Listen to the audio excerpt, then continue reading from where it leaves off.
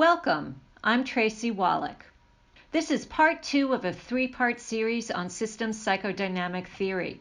Part 1 discussed open systems theory and BART, boundaries, authority, role, and task. This lecture will focus on a key concept from psychoanalytic theory, defense mechanisms. Our personalities are defined by our upbringing, our family and cultural background, as well as by our genetics.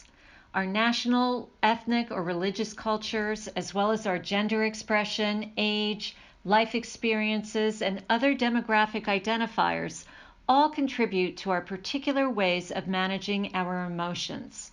From time to time, all of us are faced with difficult situations that may stir up intense emotions.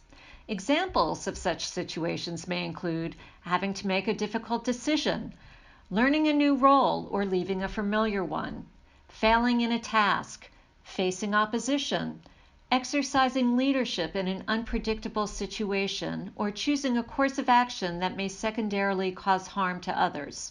To someone else looking at the situation from the outside, it may not appear to be difficult, but to the one dealing with the issue, it may be challenging to bear and give rise to internal anxieties about losing control, fears of isolation, and so on. Whatever the external circumstances may be, the person concerned may be having an internal fantasy of impending catastrophe. Psychoanalytic theory posits that we protect ourselves from these difficult or intolerable feelings in various ways, which are known as defense mechanisms. Defense mechanisms offer a way for us to manage internal conflicts and the feelings they arouse. Just as countries develop various kinds of defenses and weaponry to protect themselves from perceived enemies, so too do individuals try to protect themselves from perceived dangers. There are many kinds of defense mechanisms, but for our purposes here, I'm going to discuss just 4. Denial is a defensive process in which certain thoughts, feelings, or experiences are pushed out of conscious awareness because they provoke too much anxiety. For example, if an individual is newly diagnosed with a serious disease, they might respond by not believing that the diagnosis is true and might insist that the tests were a mistake. Or the individual may deny the seriousness of the illness. Note that denial is an unconscious defense mechanism and is therefore different from a lie. For example, if someone denies having committed a crime, though they are fully aware of having committed it. Splitting is a defensive process by which we split off and project outwards the parts of ourselves we perceive as bad. We unconsciously create a world of good and bad objects which are regarded as responsible for our good and bad experiences. We split our emotions due to our difficulty in holding 2 paradoxical experiences at the same time. We may even divide people and groups into goodies and baddies, or one individual or group may be split into good and bad parts. For instance, when the boss gives us a raise, we may think of them as a great boss. When they chastise us for not completing a task, we may perceive the same boss as bad. When we use this defense mechanism, we are unconsciously trying to keep perceived good and bad objects as far apart as possible. In this way, we protect the good objects on which we depend or subconsciously believe ourselves to depend for survival, while retaining the freedom to attack bad objects that we see as a threat. We split in order to protect ourselves from the anxiety that the conflict arouses. Children's fairy tales and fables are filled with characters that exemplify the splitting of emotions, which can be interpreted as representing both the gratifying and frustrating aspects of their parents. Projection is an unconscious process in which feelings, impulses, or attributes which actually belong to us are relocated somewhere else or in someone else. We do not see that the faults that we attribute to or criticize in someone else are actually our own. For example, when we are feeling deprived, we unconsciously blame someone else for depriving us. We blame our mistakes on someone else's bad influence. Look what you made me do. The feeling of not being likable may be transformed into you don't like me. Through projection, we retain a sense of our own goodness or integrity, since all the troublesome factors are felt to originate elsewhere. Unlike projection and splitting, which are one-party defenses, projective identification is a collusive process between two or more parties. In this process, when we relocate our intolerable feelings in someone else, they then identify with and own our projected feelings. When they identify with the projection, it changes them. We, the projectors, can then unconsciously manipulate or train an individual or group to act according to our projections by behaving as if those projections are true. We, the projectors, need to keep this image of the recipient in our minds in order to protect ourselves from those intolerable feelings.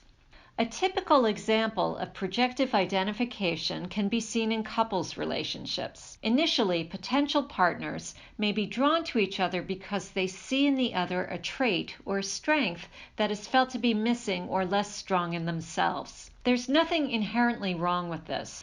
It may become problematic in long-term relationships when one partner relies increasingly on the other to fulfill a particular role and gives up more and more of themselves in the process. For instance, while a partner may have begun in the relationship with some capacity to express emotion, they may see their partner as better at it, and over time become more reliant on the partner through the process of projection and projective identification to take care of that in the relationship. The more reliant the person becomes on the partner to perform the emotional labor, the more that capacity becomes split off, and the less able they become to express emotions. Over time, the couple may be locked into particular roles and be polarized. For example, a couple in which one is the sole breadwinner, or one spouse initiates and takes care of all the social arrangements, or where one spouse is more rigid and disciplinarian and the other is more free or laissez-faire. This can happen in many kinds of partnerships, but can seem particularly obvious in long-term relationships. The focus in psychodynamic couples therapy can often be about allowing individuals within the couple to re-own the split-off parts of themselves that have been projected in the other. Ron Heifetz calls this dynamic carrying someone else's water. Just as we see defense mechanisms used to protect individuals against unbearable feelings, we can also see them manifest on the group and organizational level. Splitting and projection may be manifested between subgroups in a group, between groups within an organization, such as management and line workers, and between organizations and between governments. The organization depicted in this cartoon is likely to encounter many difficulties. This slide suggests that there is some denial of differences between the two groups. Once the groups are merged, their differences will become apparent. Unless the organization commits itself to working with and understanding these differences, splitting, projection, and projective identification are likely to increase and leave the two groups polarized. I would suggest also that politics is filled with examples of polarization that are rooted in projective identification. A group may avoid internal conflicts by finding an external group or enemy onto whom it can project its unacceptable split-off parts. This is the root of stereotyping, sexism, racism, homophobia, and lots of other isms. For example, we are good, they are evil. We are rational, they are emotional. We are victims, they are perpetrators. We're peace-loving while they're aggressive. We're heroes while they're cowards, etc. The less personal contact we have with other groups, the more they may serve as a blank screen onto which we can project our own images, ideas, desires, longings, anxieties, and prejudices. The external group may have a valence for the projected characteristic. That is, it may have a tendency or a predisposition for the projected characteristic or emotion. The external group may be compelled to take on that projected characteristic because of the behavior of the projecting group.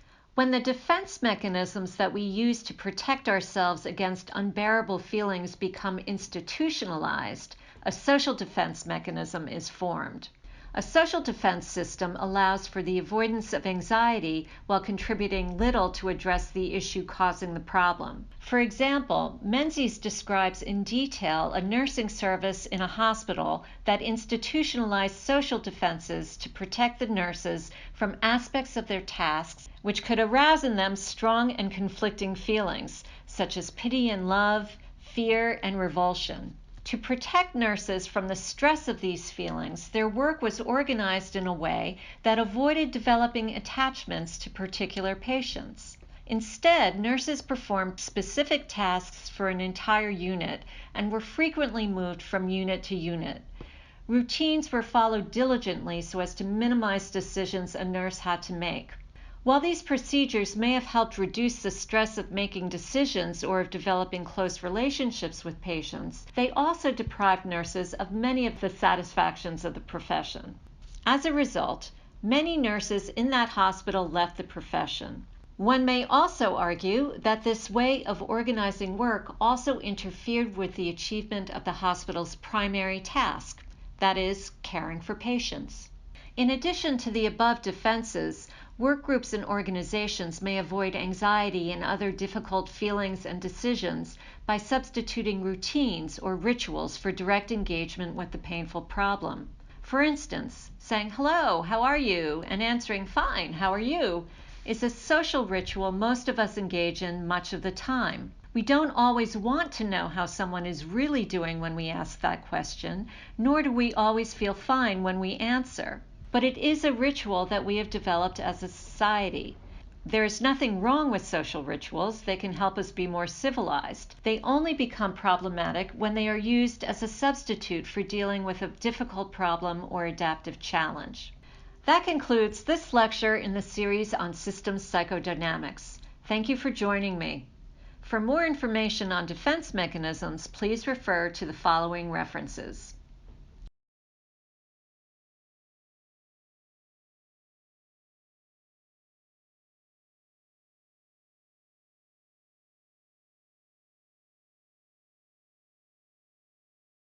Please visit my website at www.tracywallach.com.